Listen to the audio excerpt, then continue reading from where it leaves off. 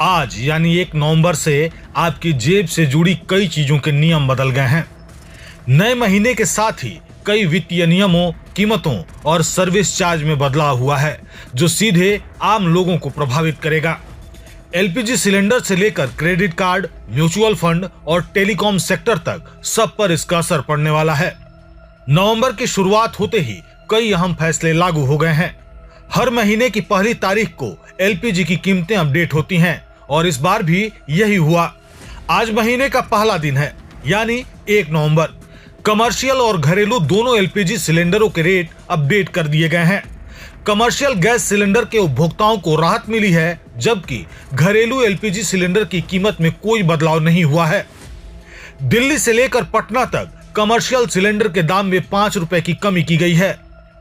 आपको बता दें कि पिछले 1 साल में इसकी कीमत 200 रुपए से ज्यादा घट चुकी है, यानी राहत कमर्शियल यूजर्स के लिए है, जबकि घरेलू एलपीजी सिलेंडरों की कीमत में फिलहाल कोई बदलाव नहीं किया गया है। इसके साथ ही जेट फ्यूल, सीएनजी, पीएनजी की कीमतों में भी अपडेट किए गए हैं। पिछले कुछ महीनों से एटीएफ के दामों में गिरावट दिखी गई थी और इस बार भी कटौती की उम्मीद है। वहीं सीएनजी और पीएनजी की दरें लंबे समय से स्थिर हैं, लेकिन इसमें भी बदलाव संभव है। अगर बात करें एसबीआई क्रेडिट कार्ड की, तो देश के सबसे बड़े सरकारी बैंक ने अपने नियमों में बड़ा बदलाव किया है।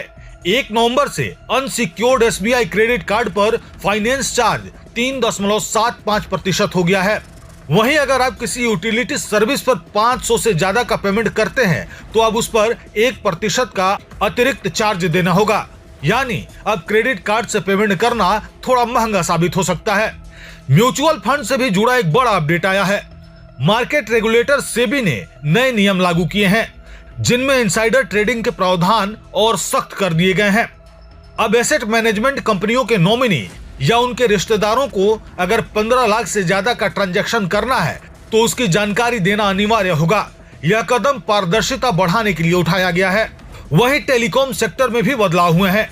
ट्राई के नए नियम 1 नवंबर से लागू हो गए हैं। अब जियो, एयरटेल जैसी सभी कंपनियों को मैसेज ट्रेसेबिलिटी सिस्टम लागू करना होगा। इसके तहत कंपनियां स्पैम मैसेज को यूजर तक पहुंचने से पहले ही ब्लॉक कर सकेंगी। यानी अब आपके फोन पर आने वाले फेक या स्पैम मैसेज से राहत मिल सकती है। इसके अलावा आरबीआई ने नवंबर महीने में बैंक हॉलिडे लिस्ट भी जारी कर दी है। त्योहारों और पब्लिक हॉलिडे के कारण इस महीने में 13 दिन बैंक बंद रहेंगे। वहीं बिहार में विधानसभा चुनावों की वजह से कुछ अतिरिक्त छुट्टियां भी रहेंगी। कुल मिलाकर 1 नवंबर से लागू हुए नए नियम आपकी रोजमर्रा की जिंदगी पर सीधा असर डालेंगे।